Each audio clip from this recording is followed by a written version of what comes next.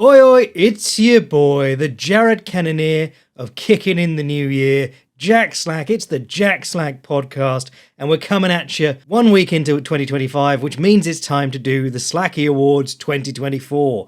My awards, my rules. There's only 4 of them. We used to have 5, and I got so bored doing the 5th, I cut it down.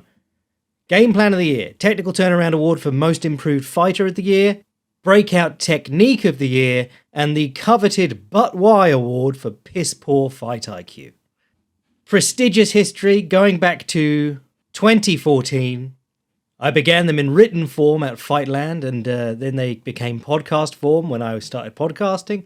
And I think every year except 2019, I've done them. 2019, I did like a fight. I did a technical turnaround, but I didn't do some of the other categories. And looking down my nominations this year, between me and the Patreon boys, we come up with some good stuff. I'm looking at this and I'm feeling a lot better than I did last year, which sort of reflects how I'm feeling generally. I think this year was pretty good. Generally, like the UFC's standard, they're still putting in the bare minimum, picking up the paychecks, phoning it in and going home. But there's a lot of interesting stuff happening in spite of efforts to make everything, I want to say, apexized. So, Game Plan of the Year. Quick rundown of who's won this in the past. 2014, John Jones versus Glover Teixeira. 2015, RDA versus Pettis. 2016, Garbrandt versus Cruz. Oh, what a wonderful fight. 2017, Namajunas versus Joanna Jędrzejczyk 1. 2018, Leon Edwards versus Donald Cerrone. 2019, no award. 2020, Holloway versus Volkanovski 2. 2021, Ngannou versus Miocic. 2022, Keita versus Chikadze. 2023, Zhang Weili versus Amanda Lemos. So what have we got in the nominations? The most common nomination, I think, probably was Topuria for both his performances this year, walking down 2 legends of the game and smoking them both. There were some nice subtleties to those performances. It's lovely having a fighter who can cut the ring relatively effectively. He was using low kicks against both. His low kicking game is really understated. His kicking game generally is really understated, but he was using them to catch both men pivoting around the lead foot, which, let's not get too much into pivoting discourse, but that's a great way of stopping someone pivoting around the lead foot and trying to circle around you like that. Used it to punish Max's jab very well. Lots of nominations for Merab versus O'Malley. I feel like that's quite a lot, just Merab doing what he normally do. Lots of activity. Not necessarily killing your man with effectiveness, but certainly not letting him get a word in edgeways. Someone nominated Volkov for his for his use of pressure against Garn in their rematch. Honestly, Volkov looked pretty good in the rematch, but I thought a better nomination was Volkov for Pavlovich, because he handled him beautifully. Sergey Pavlovich was like the scariest guy in the division for quite a while. Tom Aspinall basically came out and just went, okay, I'm going to throw as hard as I can right off the bat. He took some big blows. He knocked Pavlovich out, but it wasn't really an answer to the Pavlovich problem. Volkov had trained with Pavlovich for several years. They put this fight together. There was some weird sort of bad blood because neither of them said they wanted the fight, and the UFC just said, you're having the fight. And they're old training partners. And I suspect the bad blood was because Pavlovich might have known he'd get shown up like this. He didn't lay a good glove on Volkov the entire fight. And Volkov just drew him out and let him lunge forward behind his face and eat counters. Or kept him back behind the low kick, the side kick to the lead knee. Someone nominated Chris Weidman for his eye poke. So we're going to talk a lot about fouls this year. It was a year of many fouls, fight-changing fouls. Someone said having Omedov surname and then throwing kicks to make people think you're the complete package. Moicano got some good shout-outs this year, or some nominations. The Moicano versus Benoit Saint-Denis fight is a great example. He was a very significant underdog in that, and he came out against a very impressive fighter. Like, I think we all know Benoit Saint-Denis. Even before he ran into Dustin Poirier, we were all like, he's got some rough stuff around the edges. He does fight like a guy who's only been doing this for 5 years. And Moicano waited on the body kick, caught it, ran in on the takedown, got on top and just battered him. And it was a really impressive performance. And it kind of goes with the Moicano technical transformation, which we're going to talk about later when we get to that award. But it was a very good game plan for a guy who's going to come out and throw body kicks at you and try and back you up. Piotr Jan, a couple of nominations for his performance against Figueiredo, just mixing the martial arts beautifully. Fighting southpaw much more than he does normally, and relying on that lead leg side kick to the lead leg so much in order to set up those nice Osotogari trips, using the uppercuts on the inside a lot. Like, this is the thing. Game plan of the year is tricky because sometimes people will just fight in a way that they normally do. Even with Topuria, it's kind of what he generally does, and then he just added a few tweaks for Max and Volkanovski. I'm more inclined to favour people who change their game more significantly to meet the opponent. And in fact, like someone said, Dustin Poirier versus Makhachev in here. Didn't win, but made massive improvements from the Khabib fight and didn't even jump the gilly. And then someone else said maybe he jumped the gilly 9 times against Benoit Saint-Denis to set up the Makhachev fight. But, we were all surprised by Dustin Poirier's much improved wrestling, scrambling, everything in that Makhachev fight. And that was a losing effort. I'm not opposed to giving the game plan of the year to losing efforts. I gave it to Volkanovski Holloway 2 for Holloway's game plan in that one, because I thought it was such an improvement on the first fight. But he did obviously lose the close decision in that one. A few people said Holloway versus Gaethje. That's another one where it's like, I think his style, he did what he normally does, but it just matched up very well against Gaethje. There were some things in there that he doesn't normally do, like the right kick to the body, because Gaethje's so often reaching with his lead hand. But a lot of it was, usual Holloway fare, applied well against a guy who was very well suited for it to begin with. But that being said, I didn't think Max would do anywhere near as well in that fight. I thought he was going to have real trouble because the last time he went up to lightweight, his lack of power hurt him, and then his opponent having power really hurt him. And I thought that made for a really bad matchup against Gaethje, but he put on a masterclass. Hermansson versus Pfeiffer, I'm just going to check that was in this year. Yeah, February. Again, kind of Hermansson doing his usual thing, but really just showed up how one note Joe Pfeiffer's striking is. Once his right hand stopped landing because Hermansson was dropping away behind his lead shoulder, Pfeiffer was just there to get hit. And this kind of links in with something that I was going to do with... I'm currently doing a film room on Roy Jones Jr. versus James Toney, which is a fascinating fight. Because Roy Jones Jr. himself says he had a real hard time hitting Toney. And when guys are able to just take your punches off the shoulder roll, whatever you want to call it, the power of that technique is in you throwing as hard as you can at them. Because when your hand bounces off their lead shoulder, you are squared up in perfect range to land the right hand, so you're in perfect range to get hit back with the right hand, and you've just thrown your full weight into the punch. So it's being able to shoulder roll like that, or being able to shoulder roll at all, sets you up to counter people well. So what Roy Jones was able to do against James Toney, what he was trying to do, was to really hit and run. He was always running out the side door as soon as he threw the right hand. He was almost kind of like what I used to criticize Overeem for, running past him, drive-by punching.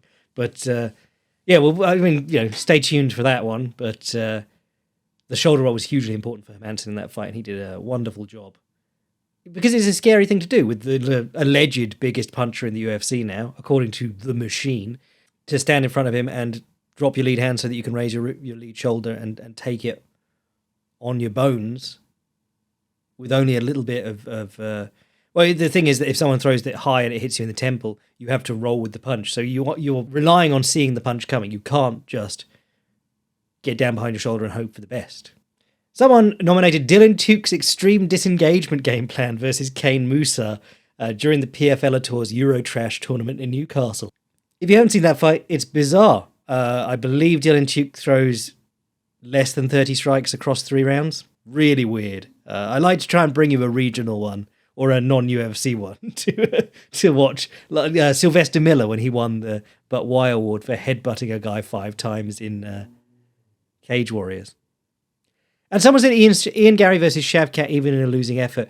I don't know how much of that is Ian Gary's game plan. His game plan seemed to be trying to land strikes on his left side, on Shavkat's right side. He was throwing up the left high kick, the left hook, the left jab. He was trying to land things by drawing Shavkat's right hand forward. What gave Shavkat trouble was that Ian Gary seemed to have pretty good judo and pretty good defense to upper body clinch work along the fence. And where Shavkat, like, this is the thing, people are like, why can't Shavkat go on, Shavkat never goes on the legs for a takedown. It's like, that's not his style. What he's been able to do really well is trip people, because not a lot of guys are very good at tripping. So when people were like, well, if he can't take down Ian Gary, he'll never take down Bilal. And it's like, it's completely different, because Bilal, I've seen him defend a lot of wrestling. I haven't seen him defend a lot of like really good upper body clinch work. It's just how their styles happen to match up, I felt, but that's just me. So, but it is my award. So who am I going to give it to? Oh, it's so recent, but I'm tempted to give it to Jan. The Piotr Jan versus Figgy.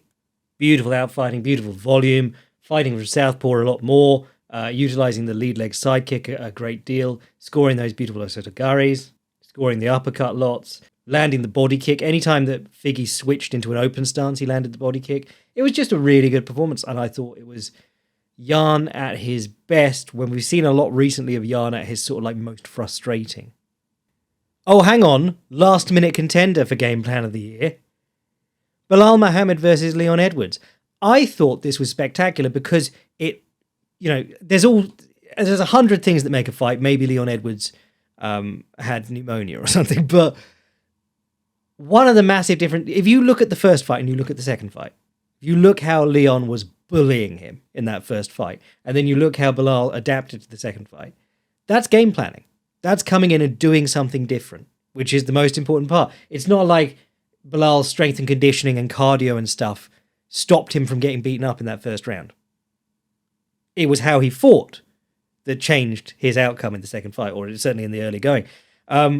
If you watch their first fight, Bilal's lunging to try and get to Edwards. Edwards is keeping the distance beautifully. He'll slide away. Bilal will swing and step through, and like he's just falling forwards. And Leon might pop him with a counterpunch. Leon might throw a kick as he glides out of the way. But because Bilal's constantly trying to run for him, Leon has the read on when he's coming in. He's got a 7 feet of gap to get out of the way. So Bilal's never pushing him to the fence either.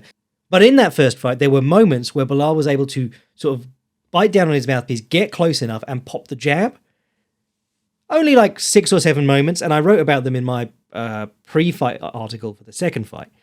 Could not have imagined in the second fight, Bilal comes out and he stands up in Leon's grill. He keeps moving up right on him to the point where he can reach out and jab him. Now, there's a lot of approaches to distancing and where you should be in a fight. In boxing, typically you want to be at the range where you can step with your jab and connect. But Bilal wanted to be where he can just reach out without stepping and his hand will be in Leon's face. And by doing that, he made Leon's life hell. He just stayed up on him, kept poking him with the jab, kept moving Leon back, because that's the thing, like Leon didn't want him on top of him. So every time that Bilal stepped in, Leon would have to adjust. And another example of this happening in like boxing was Conor McGregor against Floyd Mayweather. Floyd Mayweather just walks at him. He doesn't cut the ring on him. He just walks at him because McGregor keeps trying to like circle out and set up the range for the perfect left-hand counter. And Floyd's like, okay, just keep doing that then for 6 rounds. See how you feel. Constantly adjusting is tiring. A lot of the effectiveness of things like this, Shevchenko is very good at it. Guys who put you on the end of distance is that at some point you go, well, I don't want to just keep chasing him. I'm going to stand here and then I'm going to throw a strike. And then you're striking from too far out. Whereas if you keep walking up to them, yeah, you're in danger of them hitting you back. But if you accept that risk, that you might get hit coming in, you can start forcing them to, even if they do try and hit you, they're going to be doing it from a range where you're in exchanging range. You can now start trying to get to them. Those very annoying, slick people who stay out on the outside, if you keep walking up to them, you have the discipline to keep doing that rather than just running. It gets very tiring for them. And then obviously Bilal was able to move him to the fence and start doing the fence work that he wasn't able to even really attempt in the first fight. So literally, standing on top of Leon Edwards' lead foot and just poking him with jabs was an absolute game changer. So sorry, Piotr Jan, you're out. Bilal Muhammad wins the Game Plan of the Year for his performance against Leon Edwards. Technical turnaround. This one's my baby, as I always say. Several of these fighters have gone on to win titles after me nominating for this. There was a night where 3 of them won belts at the same time. In fact, the first 3 winners of the Technical Turnaround Award, 2014, 2015, 2016, Dillashaw, Namajunas, Holloway, all won titles in the same year in 2017. That was great. Was that the same night? No, two of them on the same night. The third title fight that night was Georges St. Pierre versus Michael Bisping. He got into the game a little bit early for these awards. But 2014, Dillashaw. 2015, Namajunas. 2016, Holloway. 2017, Whitaker. 2018, three-way tie. Poirier, Cejudo, Blachowicz. I was impressed by all of them. 2019, Gaethje. 2020, Oliveira. 2021, Moreno. 2022, Nathaniel Wood. 2023, Khalil Roundtree. Actually, they held up pretty well. I was sort of stuck for people last year. It was just not a very exciting time for me last year in MMA. Whereas actually I've got some pretty good nominations for this. I say this one's my baby, but this is also like a good reader on how excited I am for the sport at any given time. Because I think the most interesting thing in MMA, aside from like a really well executed game plan or something like that, is watching people prove everyone wrong, prove me wrong, prove anyone wrong. But like, there are a few guys who come in like the John Joneses, the Habibs, and they start winning and they just keep winning. And they'll get better during that time. They're not the same product as when they come in. You know, some weirdos do pretend that they're born like that, but it's just like they get better the whole time. But I think in MMA, one of the really interesting things is that someone they can fall in our estimation to sort of like a journeyman or a gatekeeper, and they can reinvent themselves and build themselves back up. And I think that's partly to do with like the number of skills in MMA, because even at your best, you're going to be a specialist, you know, you're coming up. If you round out your game a bit more, maybe your specialization suffers, but you become more of a problem. You know, you become more of a rounded threat for a lot of fighters who were going to give you trouble before. All these dynamics are constantly shifting. It's not like boxing where once you reach what we think is your ceiling, you're probably stuck there because it's going to be like athleticism, hand speed, power, things like that holding you back. Where in MMA, a guy can just go like, I've been striking too much, I need to focus on my wrestling. The Moicano approach, as we're going to talk about in a minute, or the Damian Maia approach, just stop striking altogether. You know, there's a lot of things you can do in your decision making to make you more dangerous too. And I think what makes lightweight so interesting for me, certainly the last few years, is that a number of the guys there just completely reinvented themselves. Dustin Poirier, if you've watched any Dustin Poirier from before lightweight, he was a clumsy guy getting by on athleticism. He really was. He ran in on a straight line swinging punches, and then he ran backwards on a straight line swinging punches. It was only once he started like learning to shoulder roll, sort of on a whim, I think, that he ended up like standing in front of people long enough to get his eyes in, to get his timing in. And now he's like one of the slickest boxers in the UFC. Maybe MMA history. But it took a long time. Long enough that he'd come up as a prospect at featherweight, lost to McGregor, lost a couple more, lost to Michael Johnson, and then we all went, oh God, he's losing to Michael Johnson, even though Michael Johnson occasionally pulls off a big one, or did back then. And he sort of reinvented himself. But in that same division, Justin Gaethje came in as a madman who kicked legs, reinvented himself as a slick, powerful counter-striker, counter-boxer in MMA. And Charles Oliveira came in as a grappling phenomenon with like passionate but sloppy striking, and every part of his game has just elevated enormously, from the boxing to the kickboxing to the wrestling. Even the stuff he was doing on the ground that was already good keeps getting better. Like he's completely transformed himself from where he was when he was fighting like Ricardo Lamas, Pettis, those fights where he tried to get down to featherweight. He hit a wall at lightweight, tried to go down to featherweight, missed weight a couple of times, and also just gassed out immediately because he just couldn't make the weight cut. He was his thinking was, I'll be big, and then my lack of wrestling ability and striking ability won't hurt me as much. And when he came back up, fought a couple of lower level opposition. You know, he fought 4 or 5 guys in a row who weren't as good because he'd been fighting killers every time out. And he just got better and better and better. And now he's fighting the best guys in the world, and he's one of the technically slickest in like all areas. So that's to say, this is the most exciting one for me. And we got a few nominations. Someone nominated Charles Oliveira again, and I was like, well, he's already had it once. And while I do see improvements in his wrestling and defensively on the feet, you know, he's won it once because the transformation from guy who throws like windmill punches and the odd high kick to guy who has landed the most beautiful counter left hook in UFC history, in my humble opinion, against Michael Chandler. But the transformation from the prospect to the guy who won the belt, that was insane. This is now just like gradual, pleasantly surprising improvement.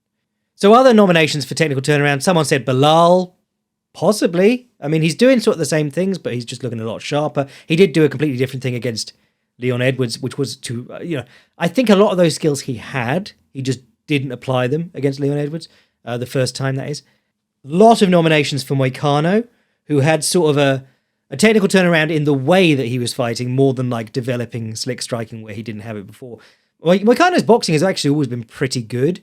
It's gotten him into trouble because he's then tried to rely on it too much and got banged by big hitters. That leads to a lot of people going, well, why didn't you just grapple Moicano? When really, like, he's trying to do a bit of everything to improve his chances in the grappling.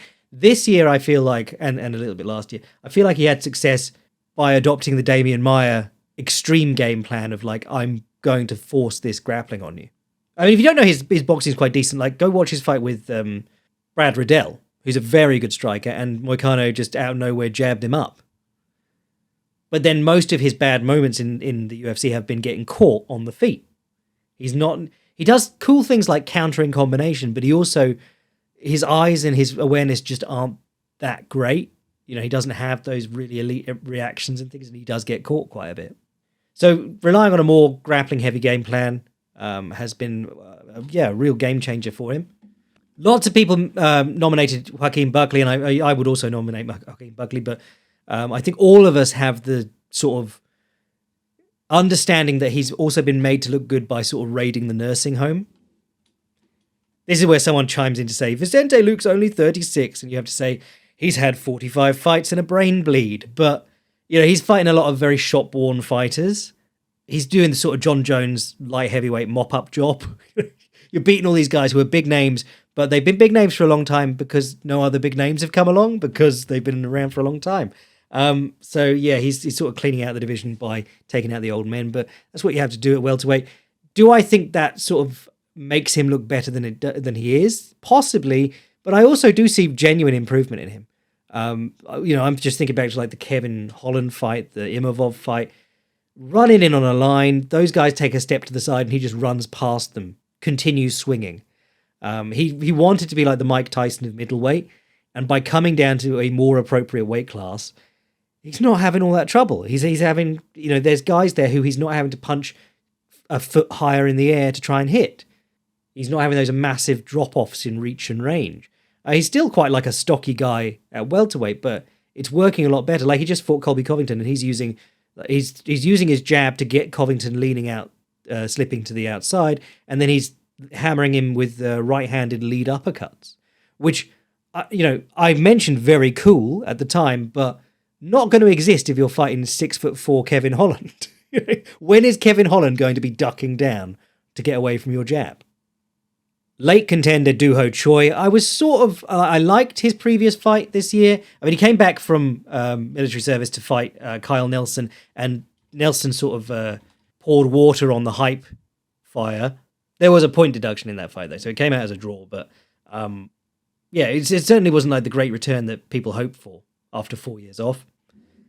He knocked out Bill Algeo in July, and I remember saying, like, I was sort of impressed, but I'm still not amazingly impressed. And I think coming into that Nate Landwehr fight, I was saying, like, he's not a young guy anymore. He can't just rely on the counter right hand having great timing with a big power punch, because he's going to slow down. His eyes are going to slow down. And also, as he climbs up the ranks, more guys are going to get the read on him and work out that that's all he's got. And then against Landwehr, he just looked great all over. Like, his grappling, he's throwing him around in the clinch. He's using his jab beautifully. He's using the overhand to close the distance and hit him with the left uppercut, the lead hand uppercut, like I said earlier. I thought that was just a beautiful fight. He looked like he still had power in his hands, and that was still who he was. He hadn't lost his identity, but he just added a whole heap of tools, and he looked like a savvy vet.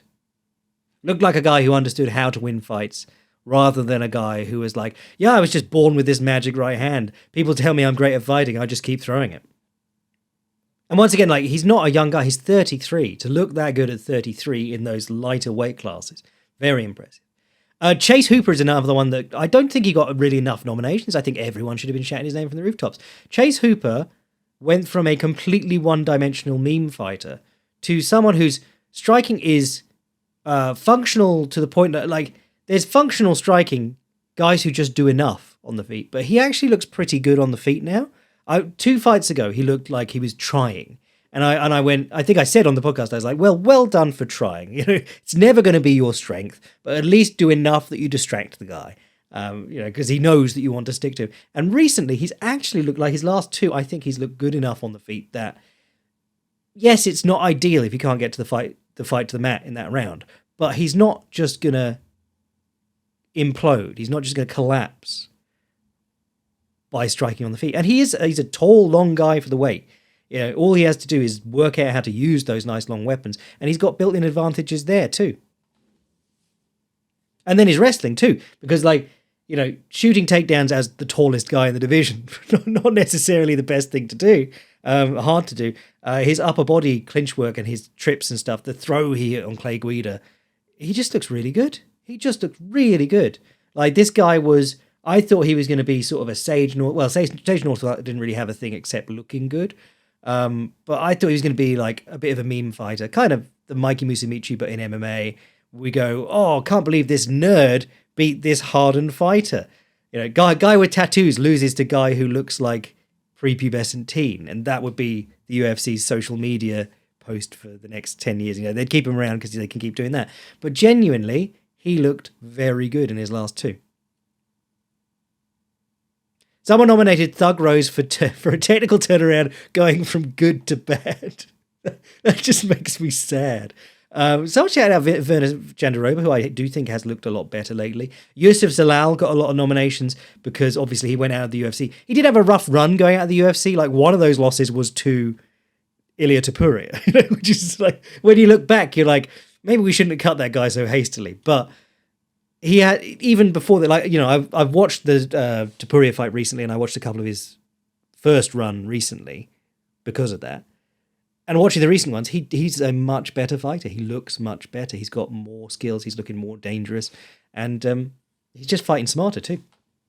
And again, I'm going to talk about having time to play, because I've seen a few Chase Hooper fights where he's solidly improved now. Sometimes you see one fight and you think, okay, right, he might have improved massively, but that might have just been the opponent. And with Yusuf Zalal, it was like he came back against Billy Quarantino, who's good, but I think it was short notice. So I was reluctant to give him too much respect for that. But they beat Jono Aarons, who's okay, and then Jack Shaw, who's pretty good in his last one. So yeah, I was really impressed with him this year. And he started that in March and ended in November, so he only really took about 8 months to do good stuff in this year. I put in Ayman Zahabi. I don't think anyone else shouted him out, but this is another one. There's been time for it to play out. He might have done all this improvement before the Arichi Leng fight, but that was in 2023. He actually got 2 fights in this year. He's had a lot of trouble getting fights in. He had 2 in 2027. He had 2 in 2017, 1 in 2019, 1 in 2021. So 2-year gaps there. 1 in 2022, 1 in 2023. This is the first year he's actually managed to get 2 back-to-back. He had a good performance against Javed Basharat, who's a very good technical fighter, and he had a good performance against Pedro Munoz, who is a perpetually ranked guy. But the main improvements has been his boxing. His jab looks sensational. I thought in the Arichi Leng fight, I thought he'd sort of tricked people into thinking he had big power, but he genuinely seems to have big power on from a good technical place. When you see a guy with good mechanics hitting hard and you go, well, I can see why he hits hard. He's got really good mechanics on that. As opposed to some of these guys who are out there swinging arm punches, knocking people stiff, and you're like, I don't know where it comes from. There is the odd fighter who has good looking mechanics, but they somehow can't get any power on their punches. But that's normally due to something in the mechanics you haven't seen, that they're just not quite getting everything in time, because it's all like a timing game, getting your hips, shoulders, legs, stuff to work in time. But Zahabi, you watch him fight and it's good technical boxing that has some pop. And I just thought he looked really good in his fight against, both those fights this year, but also against Arichi Leng last year. Yeah, I mean, it's crazy. It's been about 5-6 fights since the Ricardo Ramos fight, which was when he got spinning back elbowed, and we sort of went, oh, hype train derailed. He lost his next one after that 2 years later. So there was a real big fall off in hype for Zahabi, because he is Faraz Zahabi's brother, so there was high expectations on him to begin with. But since then, he's been pretty flawless, and he's just looked better and better. I put a note in here to talk about Corey Sandhagen and Umar Nurmagomedov. Corey Sandhagen looked great in a loss to Umar Nurmagomedov. The whole thing was like, Corey's got great striking, but Umar's got the wrestling as well, and that's going to be really a real hassle for him. And every time Umar got him down, Corey was on the way back up or turning his back and fighting the hands along the fence.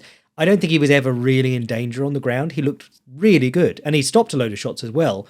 And then on Umar's side, his hands up until that fight had been like, he switches stances, but he fights southpaw a lot, and everything is his right hand, and only one at a time. He really struggled with combinations. He really struggled with doing any decent work with his left hand at all. It was a real hole in his game, the boxing. And in that fight against Corey, he's doing both two-handed hitting from both stances, landing combinations, just simple 1-2s and 2-1s, but timing them well, using the takedown threat to set that up and score punches on Corey, who is a very hard man to hit generally. So I thought both those guys, it was a fight where there was a clear winner and a loser, but I felt like both of them looked better than I'd seen them before. And then another one I wanted to note here, this is where it gets sketchy between technical turnaround and game plan of the year. Paddy Pimblett, because Paddy Pimblett, again, I thought I knew who I was looking at, and then against Bobby Green, he looked fantastic. And that might be game plan. That might be game plan of the year. I should have talked about it back then, but I popped him in technical turnaround just because I thought he looked really good. And this is where we get into like how game plan and technical turnaround are linked, because he didn't look like his boxing had improved heaps. I know he's been down the boxing gym a lot, working with his boxing coach for years, trying to improve his boxing. And what happened was in every fight, he came out swinging with his chin in the air and getting hit. This fight, he fights a bit further out. He throws the long, hard kicks that he's always had. He keeps Bobby Green out of range. Every time Bobby Green wants to get to him to throw punches, because Bobby Green's a good boxer. Like in MMA, he's one of the better boxers. Anytime Bobby Green wants to get to him, he has to do a big step through range. Paddy can see that coming, and he can either circle off, or he even hit him with a counter left hook at one point, counter right hook at one point as well. Hit him with a couple of counters, like sliding out of the way. And he just kept him out on the end of his range, popping him with kicks and wearing him down. Landed a good kick to the inside of the lead leg. Bobby Green fell on his hands.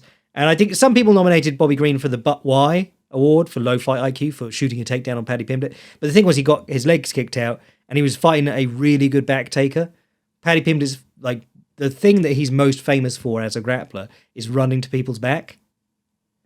So if you end up on all fours or getting sprawled on off a takedown against Paddy Pimblett, he's going to start running around to your back. So the way to stop people running around to your back is to get your hands around them to block them. So effectively the same as shooting a takedown. So you shoot a takedown, so you grab a leg or whatever. And Bobby Green did that. Paddy jumped on a guillotine, turned it into a triangle, and everyone went, "Oh, terrible fight IQ there, Bobby Green." But he was stopping him running to his back, so I don't give him too much hassle there. But anyway, yes, if Paddy Pimblett can fight like that, this is the whole thing. Boxing can be a flaw in your game. You don't need to be able to box well to fight in MMA at high levels. John Jones's boxing is not very good, but his striking game and his wrestling game work well together because he has the long kicks, the ring craft, his footwork, and which is part of boxing to be fair, but his hands are not very good.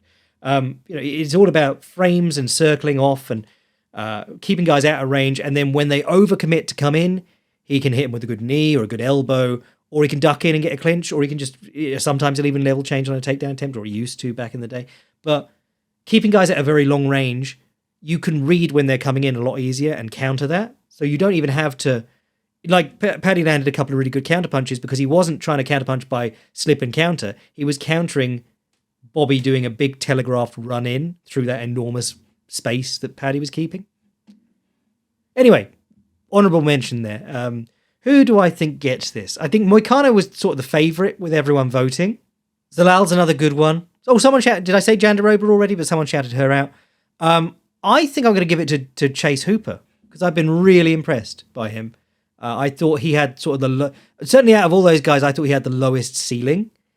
And now I'm definitely having to reconsider his ceiling the most. Now, granted, Moicano might surprise everyone and win the title. He's a very good fighter. Bilal did win the title this year. But for my money, just because I thought that Chase Hooper was such a flawed fighter, I thought he was a one-dimensional grappler who even had problems in the grappling because of his complete lack of wrestling ability. And he's genuinely become like a good all-round fighter. So we're celebrating biggest improvement, not who I'm most likely to see win a world title. But then my rules change year to year. Don't expect consistency from me, mate. Which brings us on to breakout technique, which is always a hard one because the meta in MMA is slow to adapt. We're finally at the point where people are dealing with calf kicks, but there was a long time where people weren't. When I started writing, the oblique kick was just coming in. The oblique kick and the side kick to the lead leg. Straight kicks to the knee, basically. And maybe 2017, 2018, people were still crying about how it's dirty because there isn't a defense to it. It's like, yeah, there is. Move your goddamn leg back. Thankfully, the work of Amanda Nunes against Holly Holm, retracting the leg and then throwing the high kick on the same side, that seemed to help people realize that, no, straight line kicks to the legs are not unstoppable. And nothing is. We're constantly seeing shifts in the meta, but this one is one where, because of the having to pick a technique for the year, sometimes I pick things that just never happen again. Sometimes I don't pick things that really have made a big difference in the MMA meta. So like 2014, it was the electric chair sweep because there were a couple of good ones that year. 2015, snap kicks to the body. I think I was bang on that though, because I've been harping on about those since I started writing. Now they're everywhere. I mean, just this year, Sean O'Malley's good last round against Merab comes from the front snap kick to the body. It is the wrestler killer. Dan Hooker against Mateusz Gamrot this year. It makes all the difference in the world. If you are fighting a wrestler and you are a striker, front snap kicks to the body are a must. 2016, Imanari roll. God, I was struggling that year, wasn't I? I think there was a successful one and a failed one that year in high-level fights, but rubbish. 2017, front headlock fluidity, brackets Das, Anaconda, go behinds. That was the rise of both Brian Ortega and Tony Ferguson. They were just slaughtering people off the front headlock. Both guys who are actually willing to snap people down, which is really interesting. You still don't see much of that.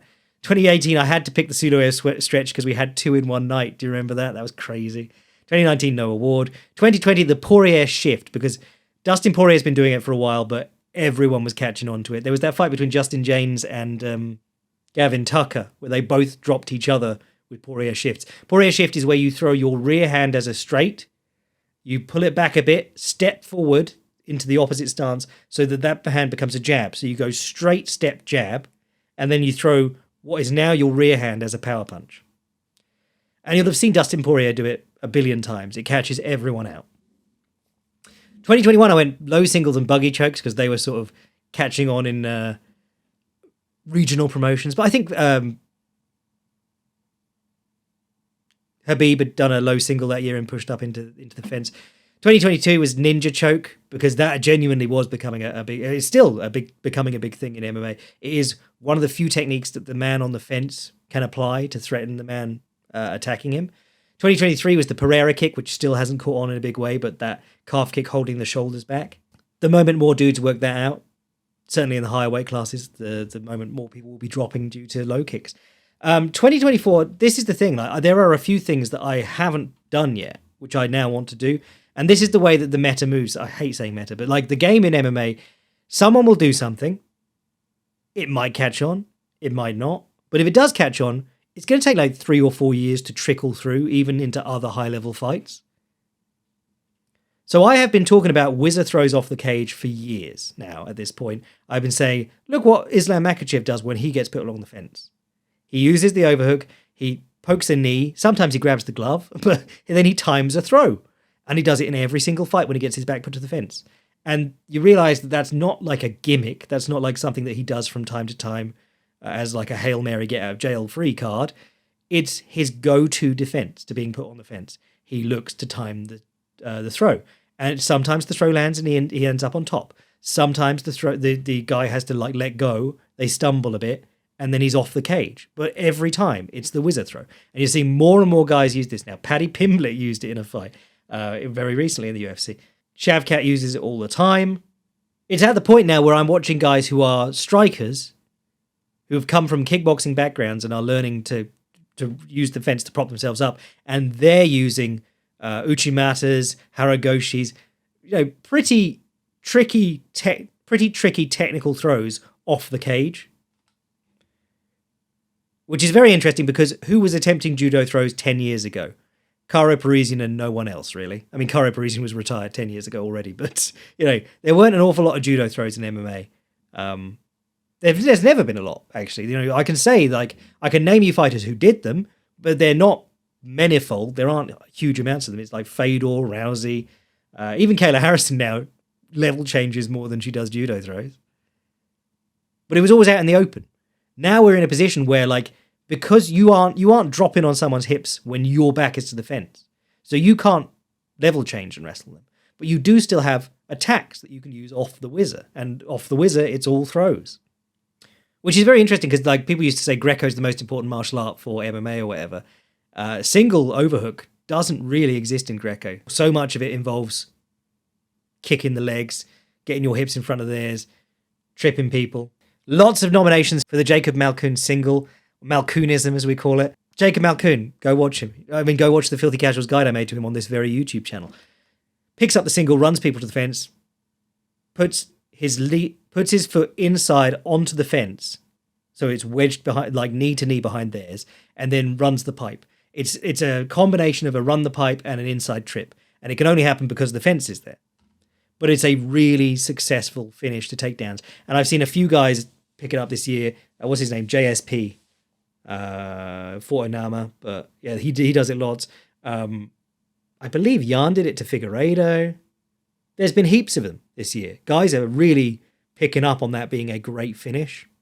Someone said they've seen more people get the body triangle on the back and then come up on top into the body triangle mount, landing ground and pound. I should just read the quote. Moicano wrecked BDS with it, and Tyra was doing it against Royval. I remember you pointing out Krellinston doing it back in combat jiu-jitsu a few years ago, and I've been killing guys in the gym with it ever since. This is something that I noticed a long time ago.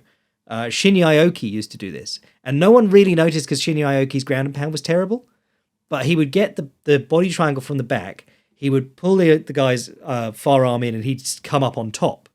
And like it's sort of like a body triangle mount. If you go watch Ethan Krellinston win the Combat Jiu-Jitsu Worlds a couple of years ago, I wrote an article about it too, which is available for everyone. I think it's called Slap Jitsu or something like that. But he kept getting this back control and coming up on top, and then just palm striking the shit out of people. And other people have done it too. Rafael Lovato did it to Musashi in their fight a few years back. But if you've never played with it, it's a monstrous position because it's very similar to the three-quarter mount, which is mount where you've got like 1 foot trapped inside, and you've got the guy turned on his side so he can't really bridge. It's like that, except your legs are already figure forward behind them. So they're on their side, they can't bridge. Even if they could, you're still sort of like on their side but on their back. It's horrible. And I'm seeing more guys do it now, and I think because I'm also seeing so many guys lose back position in MMA or get on the back and then be underneath the guy for a round going, I can't choke him because he's holding my gloves. It really is a difference maker, and I think it's going to catch on in a big way very soon. A few nominations for Osotogari, because not only did John Jones did it to Stipe, having never really done it before, and it blends so well with his side kicking game. Then Piotr Jan came back and said, actually, that's my move, and did it like a dozen times to Figgy. Still only 2 guys, but it is a very cool technique. And it does punish picking up the lead leg to check, which is, it works in a really good way against guys. If you can establish the lead leg side kick to their lead leg, then you can start landing Osotogaris. Particularly if you throw the side kick across yourself, like Jan was doing a lot. So if you go closed stance and you throw the side kick across yourself, that works well. Someone said 12 to 6 elbows from high back control, i.e. too high to secure the choke. Turns a kind of stally position into a valid ground and pound attack. Interesting. Haven't seen a whole heap of it. Haven't seen a whole heap of 12 to 6 elbows, even though everyone is clearly like wants to be the first guy to land good ones at the moment, because it's only been like 2 or 3 events. Guys are desperate to land them. Someone said Bilal's lead hand uppercut when Leon Edwards was shelling up. Haven't seen a whole lot of that in MMA until recently. Yeah, well, I mean, Doo Ho Choi against Landwehr, I was raving about his lead hand uppercut. A lot of nominations for double fouls. So, Chris Weidman's double eye poke, Daniel Marcos's eye poke and groin strike at the same time. Takes me back to Evander Holyfield. There's a beautiful one. I think it's against Hasim Rahman. Who's it against? Can't remember. He does like an inside slip, headbutts the guy in Evander Holyfield's fashion, and then groin shots him with the lead hand. He goes headbutt, left hook to the liver that's actually below the belt line. Beautiful stuff. Someone said breakout technique is not finishing your opponent due to the new gloves. Man, the new gloves, People seem to think that they were to stop eye pokes. If you watch the presentation or you like read the presentation material on them, they didn't even mention eye pokes or like not having splayed fingers or anything. They weren't designed to do any of that, it doesn't seem. But then it is one of those superstition things. I don't think there was a reason that I don't think they were the reason that the knockout rate dropped, but the knockout rate did drop for a few events quite substantially.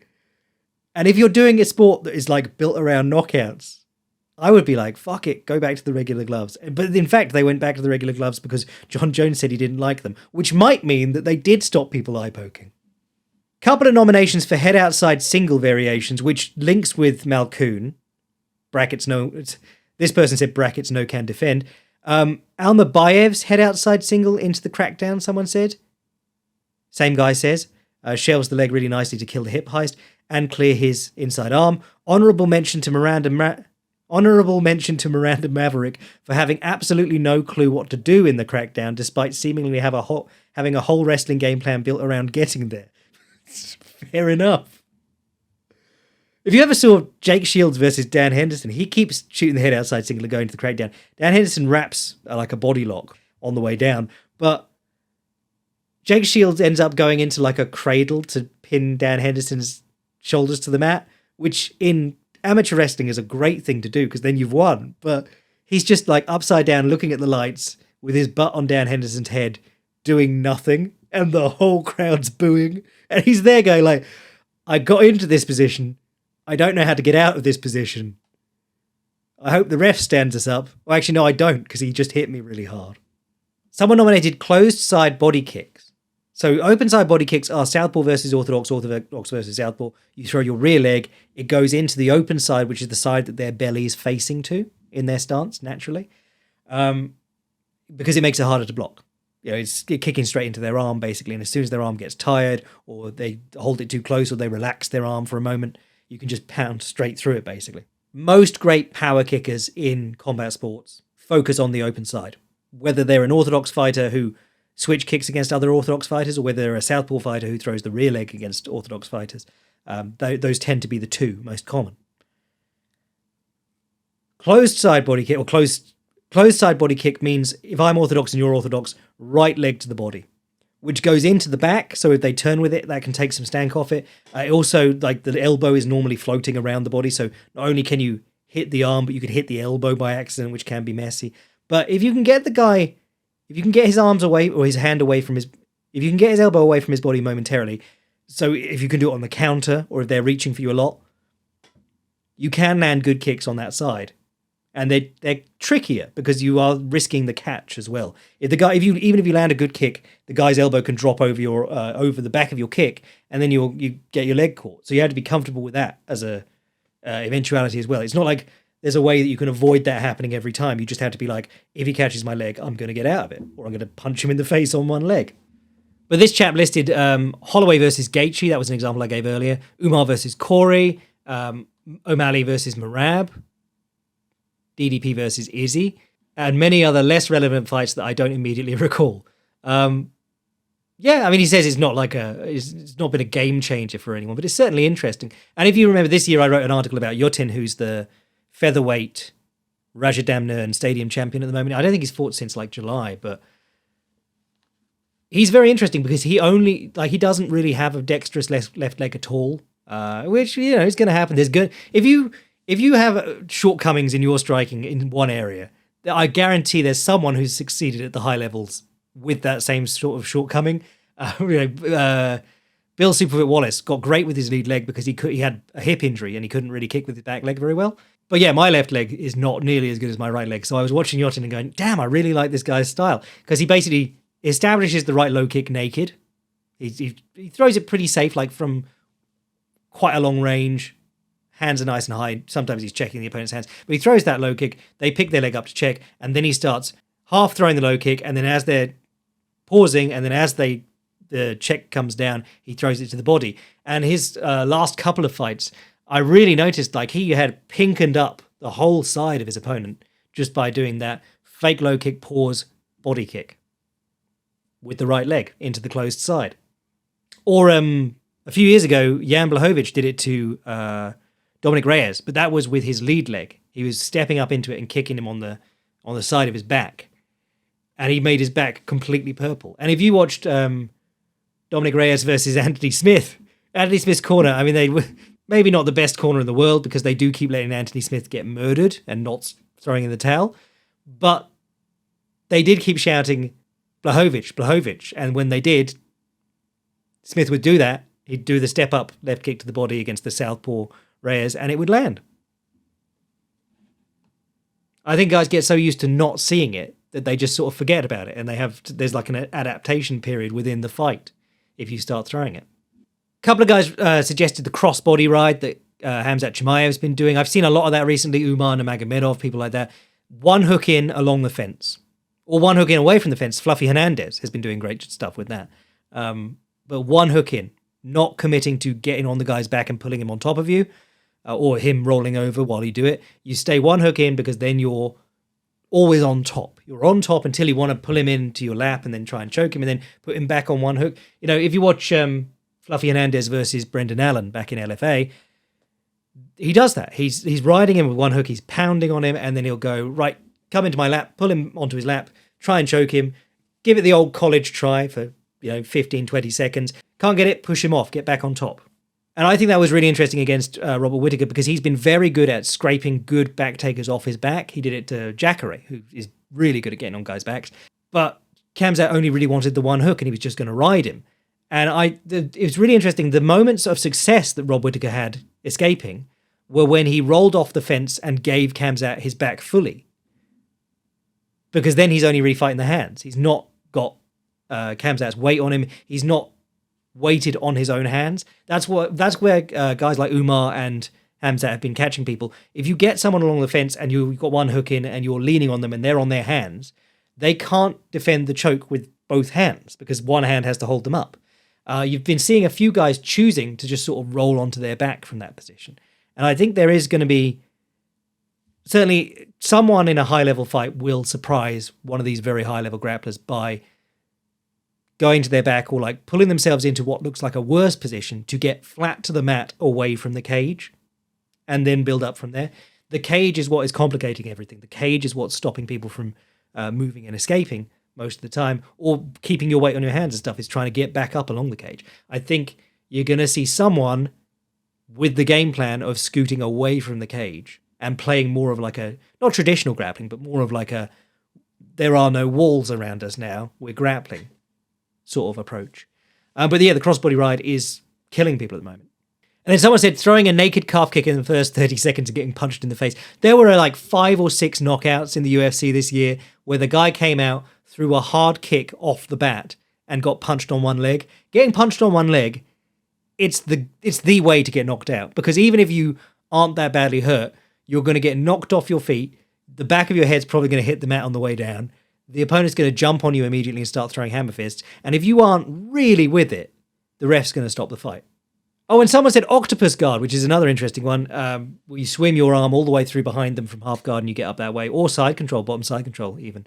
Or guard. BJ Penn did it to Matt Hughes from guard way back in the day. Habib was on the bottom for like all of 40 seconds in his UFC career, but the moment he was on the bottom, he did octopus guard to get back up.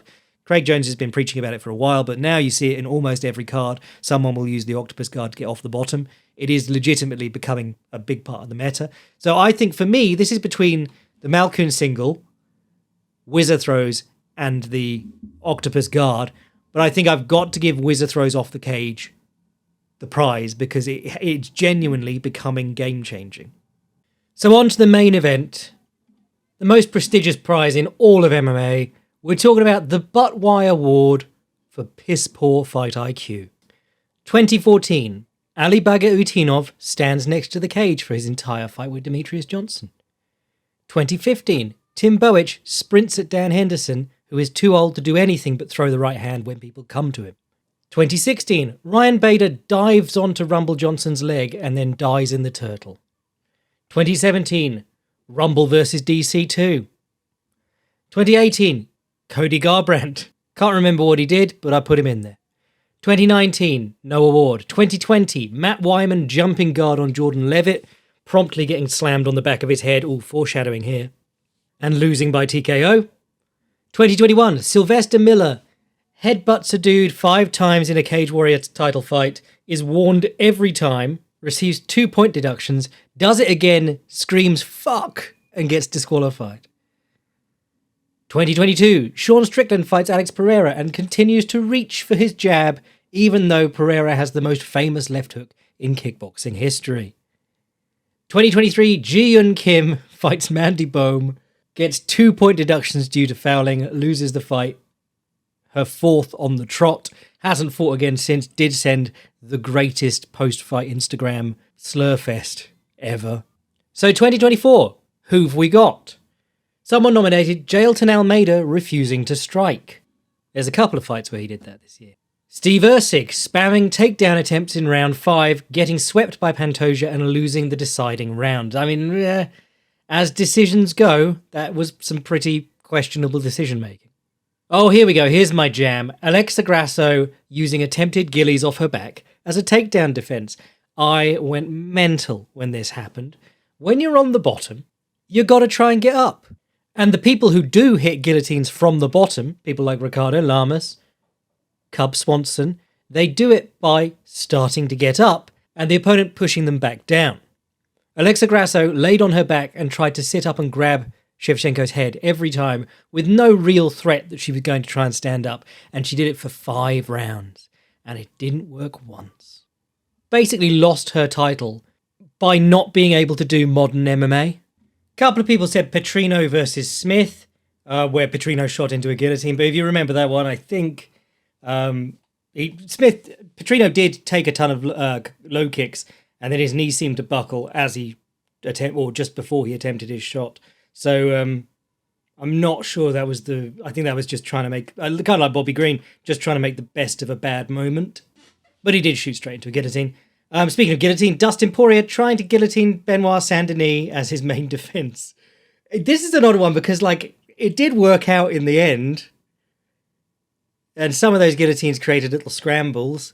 It was a bit questionable to keep jumping the gilly, but I feel like, yeah, this is a thing. Like, I could give this award to something that didn't work out completely disastrously, because Dustin Poirier is a much better fighter than that, and he did a very silly thing dozens of times in a row. A lot of people said Crone pulling guard. This is where I'm getting into the nitty-gritty of my bad fight IQ analysis. Crone Gracie doesn't really have anything else. Now, I think there's a lot of valid criticism of Crone Gracie never developing any takedowns, never developing any stand-up, never developing anything past, like, being a gi jiu-jitsu guy. But I don't know if coming out and pulling guard when that's, like, your best hope of winning is necessarily bad fight IQ. I think he developed badly in his career.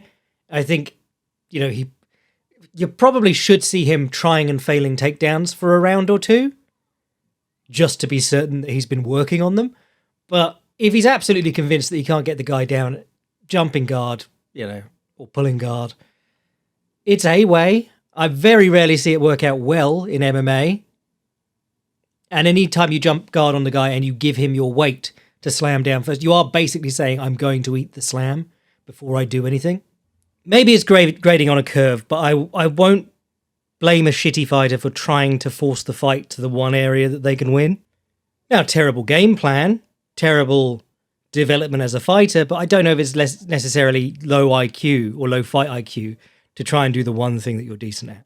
And he did almost armbar Bryce Mitchell at one point anyway, so he is good from his back. It's just your skill is the worst area to be in MMA, and also you have no ways to get to better positions. Someone said, Chito Vera for refusing to do anything despite getting the absolute shit kicked out of him for 5 straight rounds. We're used to him not doing anything for the first 2 or 3 rounds, but we're not used to seeing him get absolutely shellacked for a whole 5 and thinking the judges will give me the fight for my amazing new defensive system of blocking every strike with my face and body. Edmund Tarverdian could have coached him to make better decisions just by shouting head movement. What an embarrassment. That was a very strange one. I mean, Chito Vera advanced well beyond where he should be because he does have the one puff stuff and he can catch people by surprise. Even the first fight with O'Malley, he was doing pretty good work. And to be fair, if you look at the difference in the cage size between the first and the second fight, there's a reason he couldn't get O'Malley into the kind of positions he wanted to kick his leg. But also, yeah, I mean, Chito Vera, as his career has progressed, he's like, they've acknowledged the inactivity as an issue, and it's become more of an issue rather than less. Every time he goes away and he trains, like, he's doing stupid amounts of cardio. He keeps bragging about how he's running 10 miles a day and shit. It's like, you fight like someone who's terrified to get tired, or terrified of getting tired. Someone said Holly Holm for refusing to kickbox and then clinching the most decorated judoka in American history in Kayla Harrison. I think Kayla, Holly Holm, she's noted as a kickboxer and a boxer. What she actually has done for a long time is just hump people against the fence. She's always been big and strong in that weight class. If you watch her fight with Cyborg, like, she gets outboxed by Cyborg, but she's able to muscle around Cyborg, and that's pretty surprising. It is, however, questionable to try and do that against, like, the most accomplished grappler that you've met since maybe Ronda Rousey. And she did have moments of success in the clinch with Ronda Rousey. She still got thrown. But, like, the Rousey fight was hit and move, and this fight was not. Yuri Prochazka versus Alex Pereira 2. I think this is almost a shoe-in. I've seen some people say, like, because Yuri's making noise about a third fight after he fights or after he hopefully beats Jamal Hill. He wants a third fight with Pereira. I said that was pretty funny because he didn't make any changes between fights 1 and 2. And some people were like, well, it was on short notice. But if you get chopped down with low kicks to the point that you can barely stand, and that basically neuters you for the fight, the first thing you do when you come out of that fight is, and your team should do this, is get you working on why you're getting low kicked to death.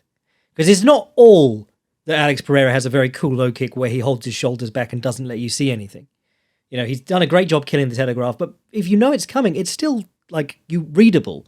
A huge part of the problem is Jiri's stance. He's standing with his feet like a mile apart in this really long stance, and he's just getting chopped up. And then he's not even trying to, he wasn't even trying to get his leg up in time most of the time. And then he fought Rakic since then, and Rakic landed, like, all but 2 low kicks successfully in that fight too. So the whole it was a short notice thing just doesn't fly for me.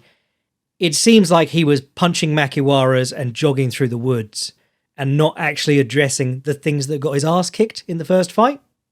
And I said after the second fight, like, he's treating this like it's an anime and you just have to want it more. You just have to scream louder. Meanwhile, Alex Pereira, he has a ton of physical gifts. Both of them do, but Alex Pereira has a ton of physical gifts. He has the one puff stuff in his hands. He's got, the best left hook we've ever seen. He's made out of iron. But any fighter in the world, if they see they can kick your leg for free, if they're even half decent, they're going to. Someone wanted to nominate Khalil Roundtree for deciding to have a kickboxing fight with the Glory champion at altitude and not trying a takedown or trip just to put on a show, especially considering this would be his one and only chance in the belt, most likely, or at the belt, most likely, which he didn't really deserve anyway. Oh, God, that was a funny little time, wasn't it? They were trying to get Pereira an opponent that he could smash, so they found Khalil, who was currently on suspension for self-reporting, fair play to him, a banned substance, and then, like, the same day, they were like, oh, the sentence has just come in and it's 4.5 months exactly. Not 5, just 4.5. Oh, brilliant. He's free just in time for this pay-per-view. And that's why we don't trust the UFC doing their own drug testing. Yeah, this is the thing. Like, does Khalil lose out in any way by having a fun, memorable fight with Pereira? He's not the best fighter in the world. He was never going to be the best fighter in the world. Maybe he could have caught Pereira. Even in his striking, I thought there was stuff that he should have been doing more. His kicking game was, like, largely absent. And it's the one opponent you're going to meet where he's going to allow you to do your Lumpini Khalil Roundtree. He's not going to grab your leg and try and take you down. And Roundtree did almost hit him with a high kick at one point, which came real close. And I was like, oh, he's going to start kicking him now. But then he didn't really do that. He just focused on trying to swing back, cover up and swing back. I thought that it would be really interesting to see him force the clinch and try and beat Pereira up with elbows and knees. Try and use that. This guy's flying out to Thailand for every camp to train with top Thais, or at least legit Thais. He's supposed to love the clinch and the clinch striking, and that's an area that Pereira doesn't have from his kickboxing pedigree. If you watch his fight with Simon Marcus, Simon Marcus is only allowed to throw like 1 or 2 knees at a time, but Simon Marcus is pulling them around. By the second fight, Pereira's like headlocking him and turning his back just to stop stuff happening. If it were, even if it weren't full Muay Thai rules, if it were just that he was allowed to work in the clinch, Simon Marcus would be throwing him on his head, dumping him constantly and kneeing him. But anyway, you could say Khalil. Aldo for taking a fight 4,000 feet above sea level against a really solid but relatively unknown / low-ranked opponent. I was losing my mind when that was announced. I was going, why is he fighting a genuinely very good fighter in his ascendancy at elevation again? This is how he got... He's the only guy to, like, stop every Merab takedown comfortably and look chill about it. But he spent the third round just leaning on the fence puffing. Had that fight happened anywhere else, Aldo might have had a really good chance at winning it. So he's either not looking at where these fights are taking place and just going, yeah, whatever, or he's extremely baller and goes, I don't care, I'll do it anyway. But, you're 40 years old. Well, he's not actually 40 years old. He's probably like 33 or something like that. But he's been in this game a long-ass time. He's done everything you can possibly do in the game. He's genuinely within the top 10 in the world, skill-wise, still at this stage. I think he could be forgiven for picking his fights a little bit more carefully. Unless he just needs the money. But he is supposed to be the Burger King of Rio, so I don't know. Someone said Leon Edwards for backing himself onto the fence against Bilal, but I was looking at that just thinking Bilal was doing a much better job. And they specifically said that it didn't happen in the first fight, like Leon made the mistake. Like Leon was doing wonderful movement in the first fight and then came out and didn't do any of it in the second. I was more inclined to look at it and say Bilal was getting up on him from the get-go, much closer, effectively pressuring him and not just chasing him. Lots of nominations for Jalen Turner, who you'll remember dropped Moicano, and then Herb Dean ran up and did his classic Herb Dean move. Your annoying sibling runs up and goes, I'm not touching you, about an inch from your face. I'm not touching you. That's the Herb Dean not quite stopping the fight. But Turner didn't follow up. And in fairness to him, he had just almost murdered Bobby Green in his previous fight. I can't remember who didn't stop that, but he just battered her. It was a life-changing beating that he put on Bobby Green once Bobby Green was already clearly out of the fight. So maybe it was a kind moment from Jalen Turner, but at this point, at this level, you got to make sure that you got to double tap. You got to make sure they stay down. I'm a big fan of what Khalil Roundtree does, what Roman Zensov used to do. You land the big punch and you run up to them with your arm raised up as if you're going to drop a hammer fist straight through the mat to the earth's core. And really, like, dropping hammer fist from above your head, not the most effective way to hit people on the ground, but by doing it, the ref might go, oh my God, and stop the fight. However, in the heavier weight classes, walking away after knocking someone down, really good way to trick the ref into stopping a fight where the opponent isn't completely out. Someone said Anthony Smith's game plan to get hit as much as possible to feel something. God, that was a sad one. Oh, this is a deep cut from the undercard. Undercard women's fight no one will have watched. Piera versus Carnelossi. Piera's winning the fight, drops Carnelossi, gets on top of closed guard, headbutts her, pauses, as the ref is warning her, she headbutts her again. And Carnelossi just has to pretend to be absolutely dazed. So they were doing this whole charade of the 5 minutes injury time going up, and you're going, well, what happens when they get to the end of that? And basically Carnelossi has to be pretend to be more stunned than she was by all the punches for 5 minutes. And then when that time expires, she wins by DQ. It's just like playing sick to get off school. You have to really stick to it until it's too late for you to get ready and make it to school. Damn, that's a good contender, actually. The Bite. Igor Severino versus Andre Lima. That one was so strange because it was a pretty fair, evenly fought match. Igor Severino wasn't, lost. I saw some people say that Lima had fouled him a couple of times already, but that's going to happen sometimes in a fight. I don't recall seeing really egregious fouls from Lima, but it was even weirder because Severino was in good position. He had a back body lock along the cage, and he bit the inside of Lima's arm from there. It was such a strange moment, and I was feel like you could just ban someone for life for biting because there's no way you can get confused about it. Everyone is given the benefit of the doubt in this sport. If you keep poking your opponent in the eyes, by the fourth time, Herb Dean's going, stern warning, I'm not convinced that this is accidental. You got Big John McCarthy out here claiming that if a foul is unintentional, it's not a foul on various PFL commentaries and Bellator commentaries. On one of the last Bellator shows, some guy tried a soccer kick in the heat of the moment and it hit the guy's forearm and then head. And Big John was like, well, it hit the forearm. It must have been targeted for the forearm. It's like, what the fuck are you doing, Big John? But yeah, there's no way you can accidentally bite someone. It's like Mickey Gall did it to Diego Sanchez when he was like bottom of mount. He just bit Diego's chest. And it's like at that point, firstly, you're losing to a 40-year-old Diego Sanchez who hasn't been good since like probably about 10 years before that fight. But secondly, you bit a man while getting beaten up. You should just not be in this sport. Someone said Onama versus JSP for the sloppy grappling. I quite enjoyed that fight. I must be misremembering it. But there was some cool stuff in that fight. There was a bit where one of them sat down into a crab ride from the back body lock along the cage, like Pantoja does. And if you're doing what Pantoja does at any point, I'm a fan. Jonathan Martinez for nearly finishing McGee and then doing nothing. It was a bit strange. He just sort of let him get back into the fight. That could be Martinez being worried about being tired. You know, he landed a good low kick and really hurt McGee, like obviously hurt him. McGee was having to fight with the other leg forward and stuff. But it could be that Jonathan Martinez just doesn't have a whole lot else. He's good at wrestling, he's good at grappling, but on the feet, he doesn't have a whole heap else aside from these very hard naked low kicks. And every time you throw one, there's the risk that you break your own leg or get run through on a takedown. And then, you know, if you're desperately trying to capitalize on the momentum that you've just seized by hurting the guy with a low kick, getting taken down off a really obvious low kick again might not be top of your list. I think he just lacks other options. But it was odd to watch him just like let that fight escape him. McGee looked ready to go down. If he distracted him a bit with some other strikes and then landed another low kick, probably could have sat him down for, you know, maybe for the finish. UFC for booking Nick Diaz multiple times. I'm going to say it again, it's basically a bait and switch at this point. There are still people interested in Nick Diaz, but you know, some of them are too dumb to realize that he's never fighting again. He's a sad state of a man at the moment.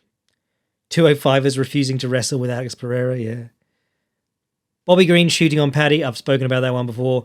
Cyril Gahn chasing leg locks, yeah. I think it was Open Note Grappling, my boy Will, who said Cyril Gahn grapples like someone who submits everyone in the gym because he's a massive athlete. Like he grapples like someone who meets no resistance in training. It's just, you know, has his way with it.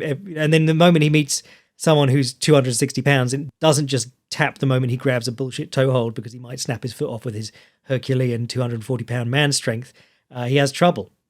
But attacking leg locks from the top is the real, like, don't do that, fellas. Even grapplers worked there a while ago. Alonzo Menifield sprinting at Carlos Ulberg.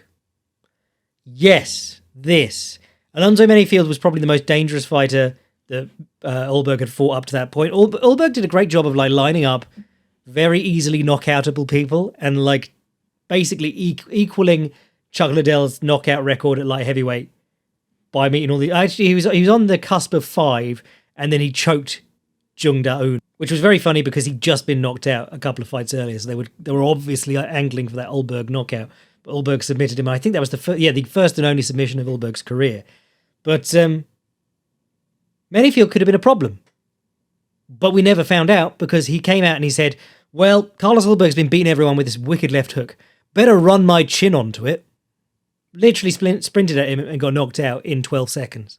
Amazing game planning, Pat Barry, and whoever else is on Alonzo Menifield's team.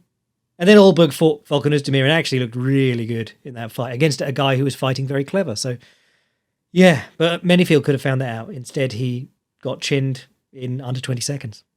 Truly baffling one, that one. Bruno Ferreira for forgetting takedowns existed in the third round against Abus and getting submitted for it. Middleweight's just a state, mate. Like, Bruno Ferreira beat a load of guys who I thought he wouldn't. And I was like, bloody hell, this guy looks good. And then he loses to Abus, who I think is a meme fighter most of the time. And basically every middleweight does that. They beat a load of people and then they lose to someone who's like Kelvin Gastelum, the ghost of Kelvin Gastelum or someone like that. Jamal Hill for thinking he could stand with Alex. You know, if all you've got's a hammer, And then bringing up the rear, Dolidze versus Imavov. Roman Dolidze took this fight and he pushed him to, like, he couldn't win on the feet. He'd had a knockout recently that convinced, I think it was the Phil Hawes one, where he MCL'd Phil Hawes on the ground.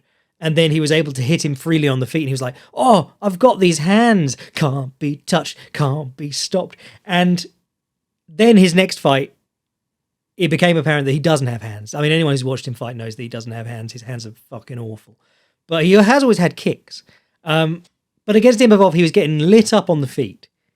And then when he got to the ground, he couldn't really do anything. And then he'd get to the clinch and he couldn't get Imavov off his feet. So he just kept pushing to the clinch along the fence. He was having success with that. That one element of the fight, which in a fight between good fighters should decide a large portion of what the fight is. Who can, like, if you can get the opponent to the fence, or if you can get your opponent to the fence, you can decide that you want to push him to the fence and start working from there. If you can't get the opponent to the fence, he's got the advantage. He now knows that he's out in the open for the whole time. That's supposed to be like that's why ringcraft is so important. That is deciding an awful lot of this fight. Whether you're a grappler or a striker, getting the guy to or near the fence when you want to gives you a lot of advantages. So Imavov's able to get him to the fence, and then he cuddles him and doesn't do anything. Doesn't even throw knees. Doesn't even try and strike from the clinch. Just holds him.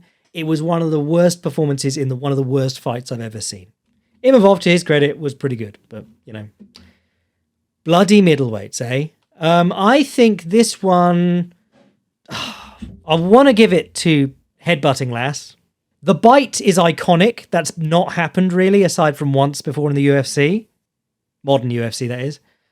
But I am going to give it to Yuri Prochazka for eating low kicks constantly and only after losing the same way twice to the same opponent, saying, maybe I should go and join a real team.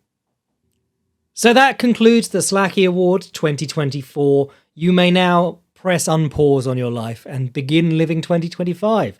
And what better way to do it than with an Apex main event between Mackenzie Dern and Amanda Ribas in what is apparently a rematch. I watched all the fights last year and I can't remember the first one. But after that, we got that banging Abu Dhabi event, so there's stuff to look forward to. If you didn't watch Rising last week, you missed out. It was one of the better fights. That and the last PFL, really amazing fight cards that just came out of nowhere. Or not came out of nowhere, but were much better than they seemed to be on paper, and knocked my socks off. But thank you for 2024. It was great fun, and we'll head into 2025 with the nerding out about techers and laughing at Jamal Hill's inability to take criticism sort of energy. If you want to get in on all the extra stuff, including my post-fight, including my first podcast of the year about the Rising Decade card, sign up to the Patreon. If you want to send an email to the podcast, jackslackpodcast@gmail.com. And if you want to see what I'm writing anytime, fightprimer.com. I'm your boy, Jack Slack. It's been 10 years since Jones Cormier won. How old does that make you feel? Bless.